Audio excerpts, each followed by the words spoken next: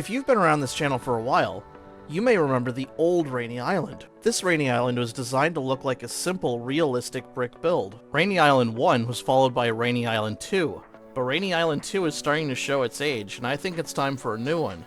Bigger and better. This time, instead of building it off camera, I'd like to share the experience with you. And this time, I'm going to share the prefabs it takes to build Rainy Island 3 to the public gallery, so you can have access to all the parts we use. And the new Rainy Island will be a public map when it's complete. That way, you can copy any of the techniques we use and make them your own. My first step is to create a series of world tiles. These tiles are 32 by 32 in dimension, based on real-world base plates, which we can see with the selection tool.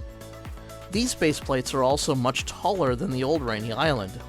This makes it easier to place them side by side at the correct height, and to allow for much deeper water around the island. These chunks are 54 bricks tall. This is because the standard hill base plate is 6 bricks tall, making this chunk 9 hill plates tall.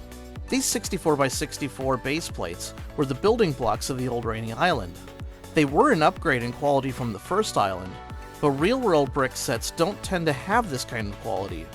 So for Rainy Island 3, I want to create something more in line with the techniques found in classic 1990s sets. In order to make sure our templates are easy to copy and paste, we need to make sure none of the foliage is spilling over the sides like this. To avoid this mistake, we're going to build our forest inside these blue borders. These make it impossible to place a brick outside of the boundaries. They also have a dividing line in the middle of the wall.